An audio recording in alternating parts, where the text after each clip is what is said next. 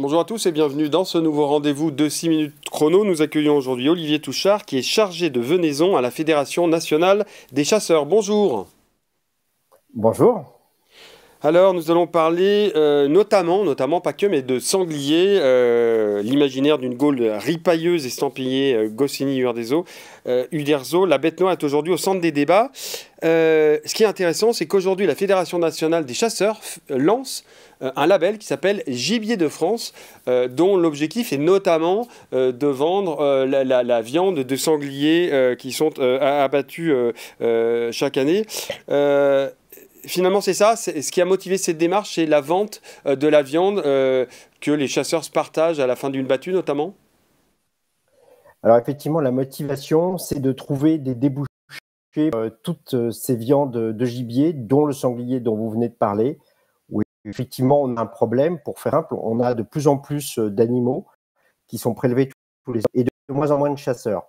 Donc la Fédération nationale des chasseurs n'a pas commercialisé elle-même ces gibiers, elle organise et elle structure la filière de vente de gibier, développant cette marque qui va être mise à disposition en réalité des établissements de traitement de gibier, c'est-à-dire l'allant des abattoirs, mais aussi des bouchers, charcutiers, restaurateurs qui voudront vendre cette viande. Aujourd'hui, il me semble qu'il y a un peu de... Effectivement, je le disais, c'est que quand il y a une battue de sanglier, la tradition, la coutume veut que les chasseurs se partagent les sangliers.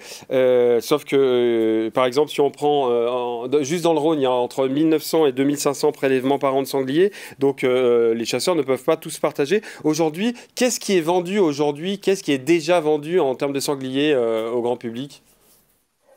Alors, pour vous donner deux chiffres, en France, il se prélève 860 000 sangliers et sur ces 860, il y en a à peu près 40 000 qui sont commercialisés. Le reste, en réalité, que deviennent-ils? Vous avez de l'autopartage pour 30 ans. Vous avez également dans ce qu'on appelle les circuits gris, c'est-à-dire des circuits non officiels, donc des chasseurs qui revendent sous le manteau à des restaurateurs, des bouchers, des charcutiers. Et ça représente 55%, c'est la source de la Direction générale de l'alimentation et des animaux. Donc, pour faire ça, c'est faire rentrer dans un cadre réglementaire un maximum de ces animaux et encadrer l'état sanitaire des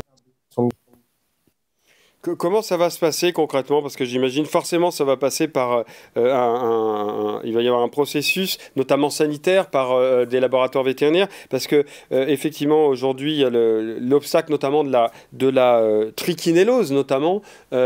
Donc comment ça va se passer ce process? C'est-à-dire qu'une fois qu'il y a l'abattu, le sanglier est abattu, comment ça se passe?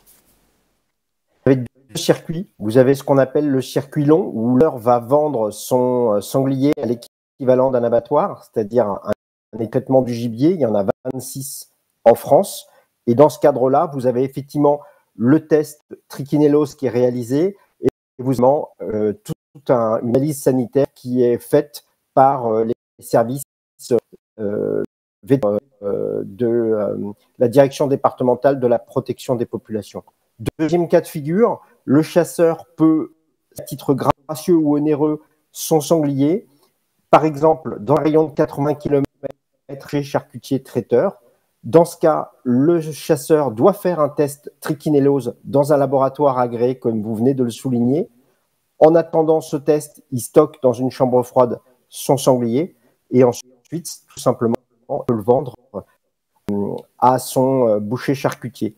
La dernière chose que je souhaite dire par rapport à ça, c'est que dans les deux circuits, le chasseur doit suivre une formation qui s'appelle la formation à l'examen initial, tout simplement d'examiner la carcasse et de déterminer avec certitude que cette carcasse est conforme.